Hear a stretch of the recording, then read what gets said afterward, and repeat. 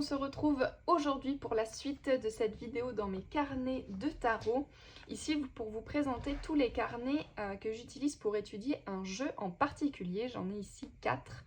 Le premier que je voulais vous montrer, je vais vous montrer rapidement puisque si vous me connaissez, vous l'avez déjà vu sur ma chaîne.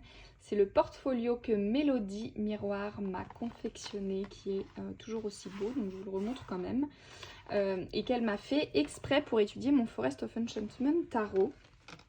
Donc dedans, j'ai tout ce qui concerne vraiment que ce jeu, avec l'étude de mes cartes préférées, mes cartes qui me mettent mal à l'aise, avec des tirages de connaissances vraiment autour du jeu, les mots-clés du Forest of Enchantment. Je me suis fait aussi des prises de notes sur le jeu, ici sur les personnages de cours. J'ai fait des rituels de lune. Alors j'ai fait un rituel, il me manque encore celui de la pleine lune à faire. Mais j'ai fait mon rituel de nouvelle lune ici avec mon jeu. Et puis voilà mes petites cartes sur ce que j'aime dans le tarot et tous les petits artefacts que j'ai glissés avec mon jeu dans sa belle boîte en bois. Voilà, elle m'avait préparé des petits carnets de challenge de tarot. Donc j'ai rempli ici avec le e-book de Claire de la Lune, qui est un e-book pour apprendre à connecter avec son jeu aussi. Je vous ai parlé de celui de Tarot Notes, mais il y a celui de Claire de la Lune qui est disponible gratuitement sur son site, hein, et que Mélodie ici m'a remis au thème du Forest of Enchantment, du coup. Hop.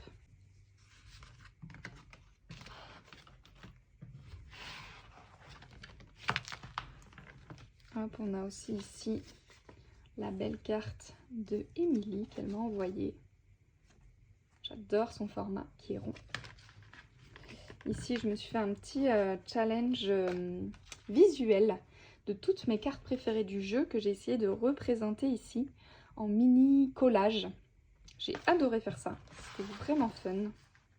En notant à chaque fois, bien sûr, de quelle carte il s'agissait. Et puis, on a ici la suite des mots-clés de mon tarot. Donc ça, c'est mon premier journal d'études dédié à un jeu. Et c'est celui du Forest of Enchantment Tarot. Ensuite, le suivant, c'est un junk journal que je me suis créé pour mon étude du Dark Mansion. Donc j'avais commencé en fait à me faire des pages un peu comme ça de méditation du matin. Donc je prends une carte et puis je médite face à la carte et après je viens noter, je viens prendre mes notes. Et puis comme j'ai changé de format, je me suis mis les feuilles de côté à glisser en fait dans mon journal. Et donc ici je me suis imprimée comme je vous disais. J'ai pris en photo toutes les cartes du jeu et puis je les ai imprimées ici sur du papier adhésif pour pouvoir l'utiliser. Et donc hop, voici mon carnet que j'ai réalisé sur une couverture de vieux livres que j'ai chiné dans une boîte à livres. Et je le trouvais super beau et parfait pour le Dark Mansion avec ces petites étoiles là. Côté enfantin, les couleurs vont bien, je trouve qu'il est parfait. Donc j'ai enlevé à l'intérieur toutes les pages du livre, j'ai gardé que la couverture et puis je me suis construit des nouveaux feuillets. Je ne l'ai pas encore rempli celui-ci, je l'ai préparé mais j'ai pas encore pris le temps, ce sera celui que je viendrai étudier en automne. Donc je me suis fait un petit, en fait j'ai préparé toutes les pages, il n'y a plus qu'à remplir ici un petit hôtel de papier que je pourrais utiliser peut-être sur mon bureau, soit sur une carte, soit sur le jeu, je verrai bien ce qui m'inspire. J'ai gardé les pages de garde du livre que je trouvais vraiment chouette et je me suis préparé ici tout un tas de pochettes, d'enveloppes. Alors ça c'est vraiment le côté fun, 100% junk journal. De papier récup et puis des pochettes partout. Ici j'ai imprimé le design de la boîte du jeu et je l'ai découpé, je l'ai imprimé, je l'ai collé pardon, sur un plastique transparent comme ça, pour faire comme un portail. Pour rentrer dans le jeu, des papiers à carreaux et blancs pour pouvoir prendre des notes. Et puis j'ai aussi dépioté un livre, un vieux livre de contes que j'ai pareil chiné en boîte à livres et donc j'ai découpé toutes les images dedans. Je trouvais qu'il allait bien comme pour moi le Dark Mansion est vraiment le jeu de mon enfant intérieur. Le format conte fonctionné assez bien. Et puis on était dans les couleurs primaires là, le jeu pour moi, vous avez vu, je me suis fait vraiment un code couleur jaune, rouge, bleu, turquoise comme ça, et puis marron. Donc voilà, je me suis préparé partout des espaces pour venir écrire ou faire des collages, venir donc étudier mon jeu hein, avec des tirages, venir recréer des cartes. Ça c'est vraiment une étude visuelle aussi de mes jeux de cartes que j'avais envie de faire. Ah oui, j'ai récupéré aussi un jeu de cartes géant. Donc j'ai quelques cartes, des petites pochettes avec des petites cartes dedans. Donc ça c'est avec des papiers de scrapbooking pour le coup que j'ai récupéré. C'est pas des papiers que j'ai peints. Hop. Ici une petite enveloppe, une petite étiquette. Hop, on a des images aussi de vieilles encyclopédies que j'ai découpées. Des petits tags accrochés un peu partout, des petites breloques, j'adore. Du papier parchemin. Là, une image de coffre que j'ai découpée, puis j'ai glissé des petites cartes à jouer dedans. Les trombones efficaces, simples et efficaces, pour ajouter des pages comme on veut. Ici, donc, une vieille page d'encyclopédie. Vous voyez, avec un emplacement pour venir glisser éventuellement une carte. Et puis, je me suis fait des grandes étiquettes comme ça. Une petite pochette. Ah, ce système d'ouverture, je l'avais fait dans le junk journal de Mélodie et j'avais adoré le faire, donc je me le suis refait ici. Donc en fait, c'est un double papier avec seulement une bande d'adhésif au milieu, entre les deux, ou une bande de colle, hein, vous pourrez faire. Vous voyez. Hop, et puis on a deux flaps qui s'ouvrent comme ça et on vient glisser en fait en haut et en bas nos papiers. J'adore, je trouve ça vraiment très ludique. C'est vraiment la joie du junk journal de faire ça. Hop, et ça vient fermer notre page. Si je me suis mis de côté aussi toutes les étiquettes, papier, chute que j'ai pas utilisé, que je pourrais venir glisser un peu partout à travers les pages. Un beau bandeau de dentelle et de tissu. Et puis le deuxième carnet ici qui démarre, toujours les images de livres. Les papiers aussi que j'ai teints, que j'ai vieillis, au café, au brou de noix, avec de l'encre. J'aime bien le côté vieilli des junk journaux aussi, avec les bords un peu foncés, un peu abîmés. Alors regardez, j'avais une magnifique image dans mon encyclopédie d'un manoir, trop belle, donc que j'ai colorié simplement sur une couleur pour mon Dark Mansion. Et puis toujours des étiquettes et des chutes qui me restent. Hop. Des mini enveloppes. On a une papeterie, librairie papeterie à Toulouse qui vend des mini enveloppes comme ça. Trop chou, j'aime bien. De temps en temps, j'en prends une. Et puis là, elle était pile dans les couleurs. Là encore, l'étiquette avec du vieux papier teint au café. Avec un de mes petits printables. Vous voyez, j'avais des super pages pour le Dark Mansion, je trouve, d'encyclopédie. Des vieux moyens de transport, des vieux manoirs. Un peu à époque victorienne, vous voyez. Typiquement dans l'esprit du jeu. Là, hop, encore une petite ouverture. Comme ceci, avec une belle image du livre pour enfants au milieu. Hop. Des petites breloques. Donc là, c'est simplement des étiquettes en papier, hein, avec un papier peint et puis un papier doré, pailleté, collé de l'autre côté, perforé, tout simplement. Ah, celui-ci, j'aime bien aussi le système. Je l'avais fait aussi pour Mélodie, mes deux petites étiquettes en longueur comme ça.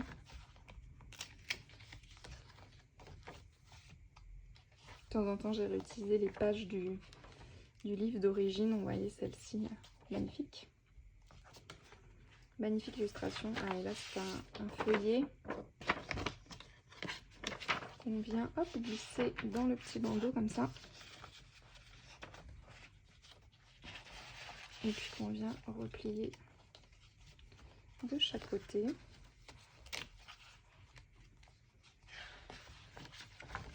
Donc il est vierge, hein, bien sûr, pour l'instant, j'ai encore rien rempli, rien complété. Je me le garde pour l'automne, c'est vraiment un jeu qui a une belle ambiance automnale, donc pour venir créer visuellement dedans, je trouvais que ça allait bien. Petite carte du Witch's Wisdom, elle vient celle-ci, je crois. Hop, et voilà, avec une petite attache, hop, comme ça, avec un ruban, et puis on peut le fermer comme ceci. Tout simplement. Voilà, ça c'est mon junk journal dédié au Dark Mansion Tarot. Ensuite, j'ai ici mon carnet d'études du Somnia Tarot. Alors, j'ai pas un carnet par jeu, j'ai certains jeux que j'ai pas soit ressenti le besoin, soit pas encore pris le temps de dédier à un carnet spécial ou une forme spéciale. Mais de plus en plus, hein, j'ai presque tous mes jeux quand même. Soit fait, soit à faire. Ici, le Somnia Tarot, donc je l'étudie de manière écrite. Je me suis trouvé un carnet avec des intercalaires comme ça où j'ai mis les arcanes majeures et puis chaque suite du tarot. Et où en fait je viens étudier les cartes, enfin pas vraiment étudier, mais plutôt je viens prendre des notes en fait. La manière d'une écriture, comment on appelle ça? Une écriture intuitive, vous savez, où je prends une carte sous les yeux et puis j'écris tout ce qui me passe par la tête, tout ce qui vient sur la carte. Des fois je dessine aussi des petits symboles. Soit c'est une carte que je choisis parce qu'alors il y a une carte qui m'inspire, soit c'est une carte que je viens faire en tirage sur quelle carte à me parler aujourd'hui. Donc vous voyez ici c'est vraiment très simple, hein. Je colle la carte, je mets mon titre simplement et puis je viens écrire. Rien de spécial ici. Voilà, c'est quelque chose que j'aime bien faire avec le Somnia parce qu'il est très... Il est très particulier, il est très... voilà, pour moi, il résonne très fort. Je fais beaucoup de liens avec ce jeu, il y a beaucoup de choses qui me viennent. Et donc, du coup, j'aime bien prendre le temps, vraiment, de décrypter les cartes, de faire des liens, voilà, de prendre des notes dessus. J'aime vraiment le faire de cette manière-là sur ce jeu. Donc ça, c'est vraiment voilà, une étude qui va me prendre un moment. Donc, j'avais commencé au début à le faire avec le Wildwood Tarot. Et puis, finalement, comme je ne l'ai pas étudié, j'ai réutilisé mon carnet pour le faire avec le Somnia. Au début, j'ai aussi l'exercice du mandala qui est proposé par Jodorowsky dans son livre. C'est un étalement en fait des 78 cartes du tarot qui permet d'étudier et de voir son jeu dans son entièreté. Et donc je l'avais fait, je sais plus, dans le cadre d'un atelier, je crois, avec le Somnia. Et donc je suis venue prendre à la volée toutes les notes qui me venaient. Donc les correspondances que je voyais entre des suites, les différences, les similitudes, les symboles qui revenaient, tout ce que je notais sur mon jeu, j'ai pris mes notes ici. Voilà, ça c'est pour le Somnia Tarot, donc ça c'est vraiment un carnet que je vais mettre très longtemps à remplir, hein, bien sûr, hein, puisque si je veux faire les 78 cartes, il y en a pour un moment. Pour finir, dernier carnet, celui du White Numen Tarot. Je ne lui ai pas encore fait de titre ici, mais ici c'est un carnet dans lequel je viens en fait écrire l'histoire du tarot. Je vous avais dit qu'il m'inspirait énormément ce jeu. Ici j'ai notamment dessiné la carte du royaume de Pentacle. Voilà, de à quoi ressemble selon moi dans ce jeu la cité des deniers et puis le monde dans lequel elle est et comment elle est connectée. Donc l'idée c'est de le faire pour les 4 suites, mais encore une fois c'est le travail d'une vie, hein, l'étude des jeux. Et donc ici en fait je viens raconter l'histoire des cartes et j'ai commencé en parlant des cours des 4 suites. Donc ici j'ai écrit la cour de Pentacle et puis la cour de Coupe. J'ai préparé celle des bâtons, mais vous voyez que j'ai pas encore écrit dessus. Et en fait, je raconte tout simplement, comme elle me vient, l'histoire de ces personnages. Quels sont leurs liens entre eux? Est-ce qu'ils se connaissent? Est-ce qu'ils se connaissent pas? Dans quel royaume ils vivent? À quoi ressemble leur palais? À quoi ressemble le monde des deniers? Qu'est-ce qui s'y passe? Voilà, alors je suis pas autrice, je suis pas écrivaine, donc c'est vraiment... sans aucune prétention, c'est un simple plaisir d'écrire comme ça me vient, donc voilà, c'est pas relu, c'est pas corrigé ni quoi que ce soit. C'est pas le but ici, c'est simplement de voilà, sortir comme ça me vient. Qu'est-ce qui peut se passer dans ce tarot? Et puis à chaque fois j'ai donné un nom au personnage ici de la cour. Voilà, j'ai fait ça pour mes deux cours que j'ai créés pour l'instant. Et puis je me note aussi les musiques, les playlists qui me font penser, les symboles. Par exemple, je pense que dans la suite de Pentacle, le pommier est très important. Je l'ai mis dans la carte, je crois. Hop, un pommier aux pommes d'or, regardez, en plein milieu. Ici, en tout petit, au centre de la cité. Et le taureau en animal emblème aussi. Voilà, bon ça c'est vraiment du fun. Je sais pas comment je vais continuer à écrire derrière, mais je suis persuadée qu'il y a des cartes dans ce jeu, des personnages qui se connaissent, qui se sont déjà rencontrés, qui ont une histoire. Par exemple, je suis certaine que le page de Pentacle a déjà rencontré, on ne la voit pas ici, mais la page de coupe. Voilà, je ne sais pas ce qui s'est passé, mais je suis sûre qu'il s'est déjà passé quelque chose entre les deux. Donc voilà, c'est vraiment le fun d'écrire l'histoire de ce tarot. Dans ce royaume, c'est la reine qui a pris les commandes. Elle est partie de rien. Elle n'était personne d'important, mais elle a construit son royaume petit à petit jusqu'à le faire prospérer. Aujourd'hui, elle en est fière et elle n'accepte nullement qu'on le juge, le critique ou qu'on la prenne de haut. C'est elle qui prend les gens de haut, qui est provocatrice. Parce qu'elle le peut, parce qu'elle s'est battue pour ça. Elle a travaillé main dans la main avec le roi. Dans sa jeunesse, il a gagné de nombreuses batailles, étendu son royaume. Il l'a fait fructifier, et maintenant, il est baigné d'abondance, il s'est retiré et laisse sa reine prendre soin de son peuple. Il a vu tellement d'années passer qu'il en est las et préfère le calme de ses jardins. C'est dans cet écrin qu'il trouve la paix et peut réfléchir méthodiquement aux affaires du royaume. Il a suffisamment de sagesse pour être accompagné d'un humain noir qui le guide et le conseille. Orné d'une lune rouge ou d'un coucher ou lever de soleil, il interroge sur les moments de liminalité et lui rappelle de profiter de chaque instant, éphémère.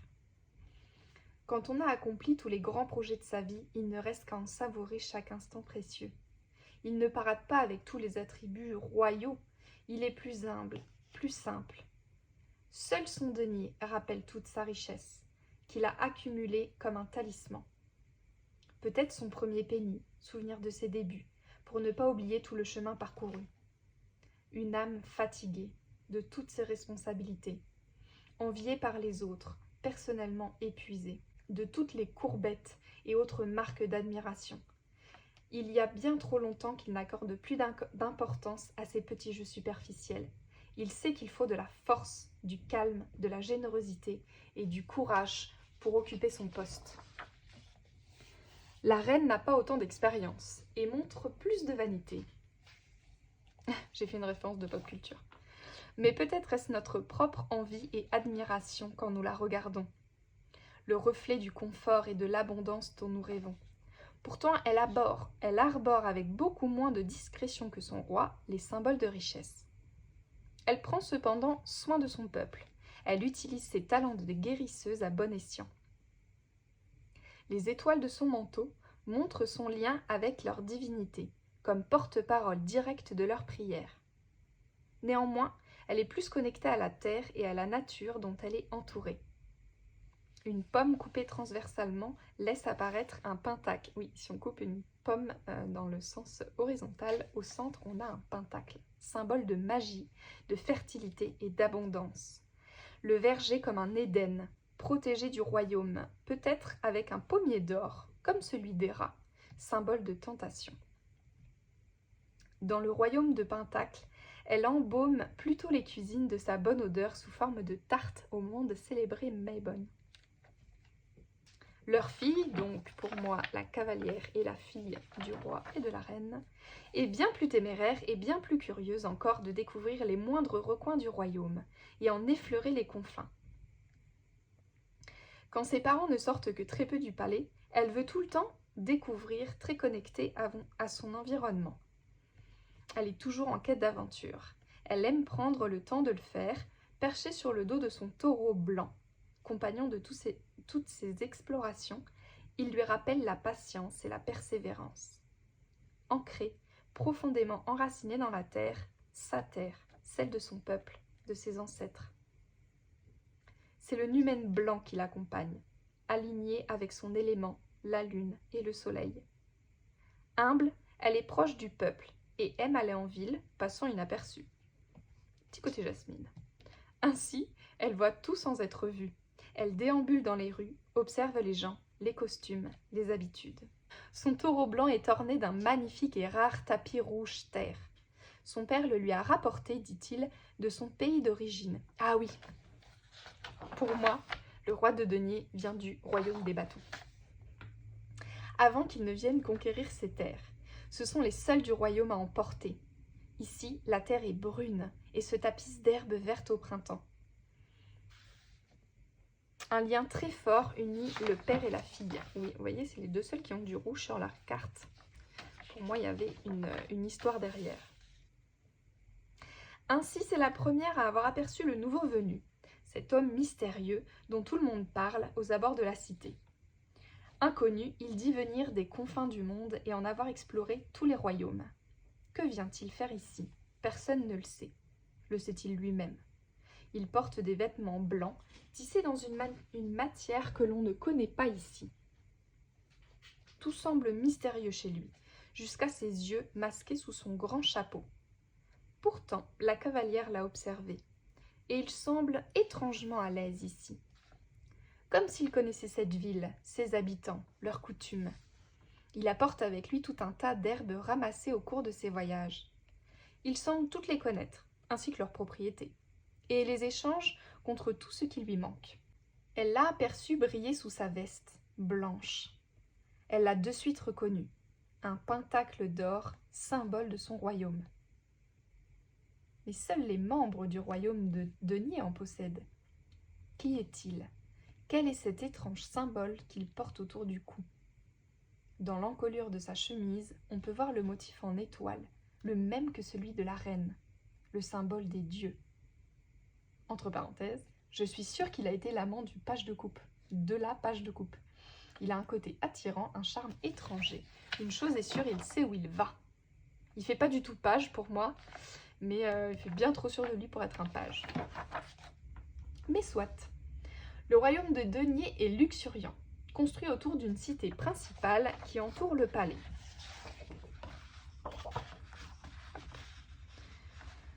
Tout autour rayonnent les rues, puis les champs et les verts pâturages jusqu'aux terres désertes couvertes seulement de montagnes, comme un cercle protecteur du royaume. Très peu se sont déjà aventurés de l'autre côté. Chacun vit bien chez soi.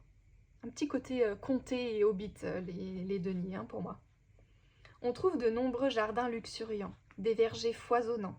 La nature est présente partout. Derrière le palais se trouve un grand temple dédié aux numens. Les numens, c'est donc les divinités du White Numen Tarot. Partout, on trouve de petites chapelles, des autels improvisés sur une souche ou une pierre plate, des statuettes cachées dans les bosquets. À la manière des cairns de la culture nordique, chacun respecte ses espaces sacrés et les agrémente au fur et à mesure des saisons. Le voyage de Chihiro aussi. Oui, beaucoup de liens à la pop culture. On dit que la source au cœur de la chaîne de montagnes aurait des propriétés magiques et que c'est en buvant cette eau que certains animaux seraient devenus des géants, les numens. Le taureau blanc de la cavalière en serait un descendant, d'où sa grande taille. Taureau, animal emblème donc du royaume de Pentacle.